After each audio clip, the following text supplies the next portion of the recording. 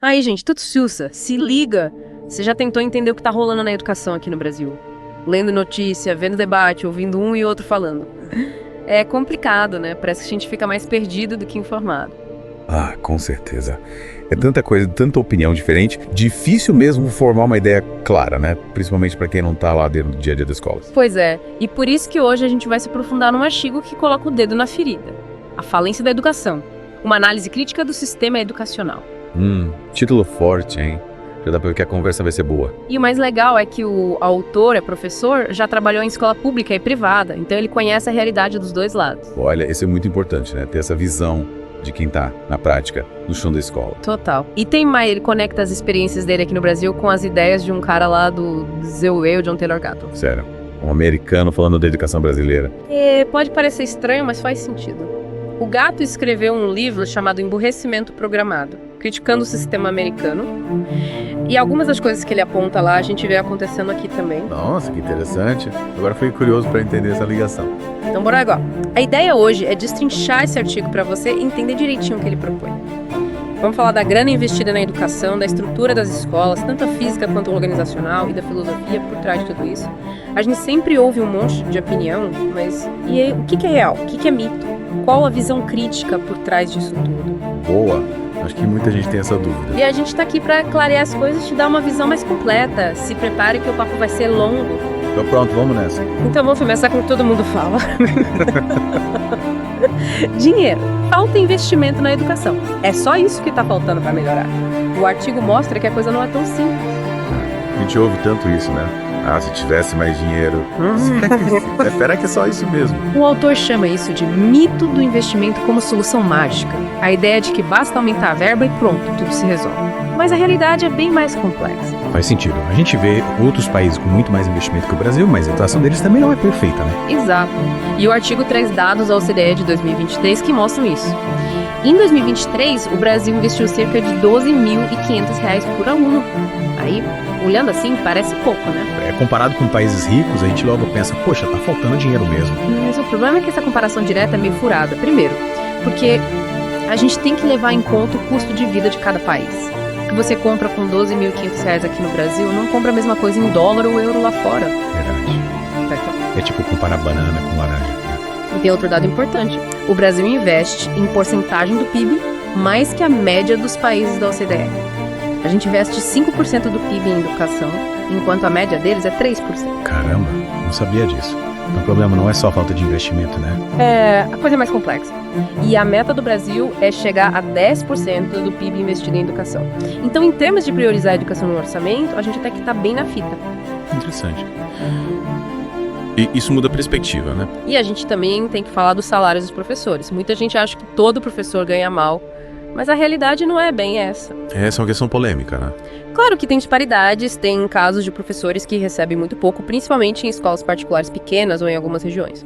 Mas, no geral, a média salarial dos professores é parecida com a de outros profissionais com o mesmo nível de escolaridade. Entendi. Então não dá pra generalizar, né? E em muitos casos, principalmente na rede pública, o professor ganha até mais que a média da população. Ou seja, não é bem essa história de que todo professor ganha uma miséria. Mas então, se investimento não é tão baixo assim, e os salários não são tão ruins, por que a gente ainda tem tantos problemas na educação? Boa pergunta. E o artigo mostra que aumentar o salário não é garantia de melhora na qualidade. Ele cita exemplos de países como a Califórnia, o Reino Unido e Portugal, que aumentaram bastante o salário dos professores, mas a educação não deu o salto esperado. Então o problema vai além da grana, né? Exato. E para mostrar que essa lógica do mais dinheiro, melhor educação nem sempre funciona, o artigo cita a Finlândia.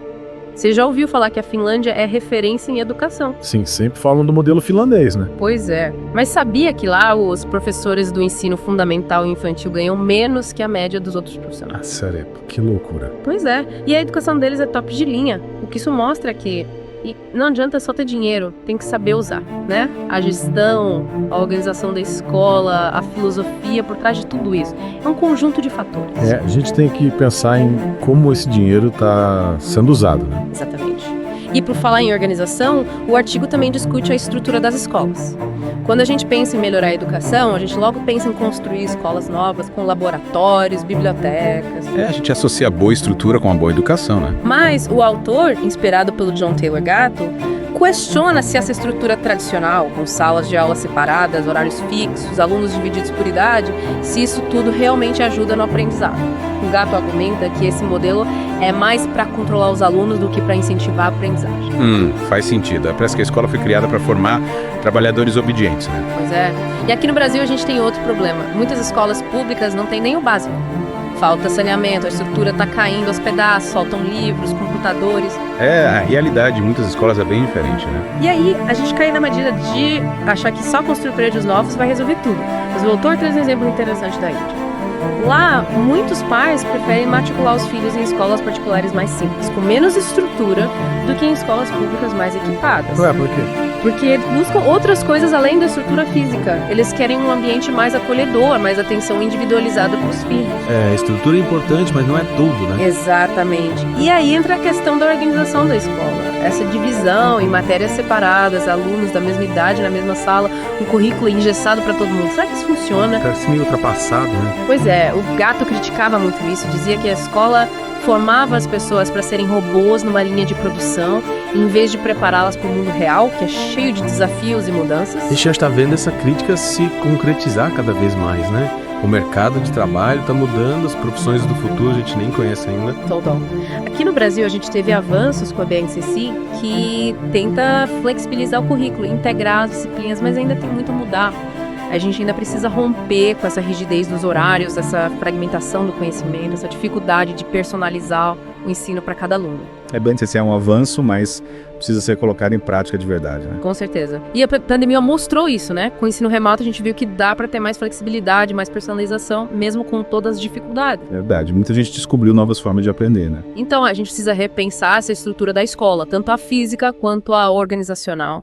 A escola precisa ser um ambiente que estimule a criatividade, a colaboração, o pensamento crítico. Concordo. A escola precisa preparar os alunos para o mundo real, não para o mundo que já não existe mais. E para finalizar nossa conversa, a gente precisa falar da filosofia por trás de tudo isso. O que a gente quer da educação? Qual o objetivo final? Essa é a pergunta mais importante, né? Para onde a gente está indo? E o Gatto criticava muito o sistema atual. Dizia que a escola não estava formando pessoas para serem cidadãos conscientes, mas sim para serem obedientes e se encaixarem num sistema que já não serve mais. Uma crítica forte, né? Mas será que tinha razão? É que reflexão, né? Qual o objetivo da educação no Brasil hoje? Formar cidadãos críticos, criativos, autônomos. Preparar para o mercado de trabalho. Ou será que a gente está só reproduzindo um sistema que controla as pessoas? Difícil responder, né? Acho que tem um pouco de tudo isso acontecendo ao mesmo tempo.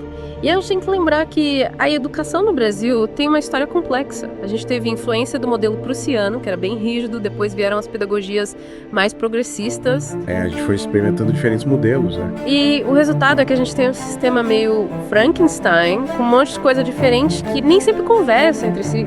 A gente fala em formar cidadãos críticos, mas ainda tem muita ênfase na decoreba e em conteúdos que não fazem sentido para o aluno. Exato. A BNCC tenta mudar isso, mas a gente ainda vê muita resistência na prática, né? E o Dermeval Saviani, um grande pensador da educação brasileira, falava que as teorias pedagógicas, quando chegam aqui no Brasil, elas se distorcem, se metamorfoseiam. É tipo um telefone sem fio, né? A mensagem original vai se perdendo no caminho. Então a gente fica sem saber direito qual o rumo da educação, qual a visão de futuro que a gente está construindo, e tudo isso num contexto de mudanças tecnológicas e sociais super rápidas. A escola precisa se adaptar ao mundo que está aí fora, né? E o artigo traz dados alarmantes sobre a falta de infraestrutura básica em muitas escolas públicas. Tem escolas sem água potável, sem saneamento básico, com a estrutura caindo aos pedaços. É de cortar um coração, né? E na educação infantil a situação é ainda pior. Falta espaço para brincar, banheiro adaptado, material pedagógico, biblioteca, coisas básicas que toda criança precisa ter para se desenvolver. A gente está falando do básico, né?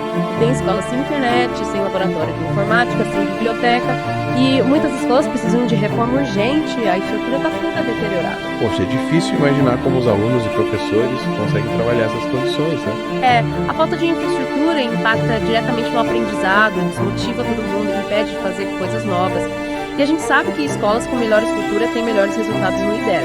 Investir em infraestrutura é fundamental. Com certeza. O artigo faz um apelo para que os governos invistam mais em educação, melhorem a infraestrutura das escolas, principalmente nas áreas mais pobres. Mas ele deixa uma pergunta no ar. será que só investir dinheiro e construir prédios novos resolve o problema da educação? Essa é a grande questão.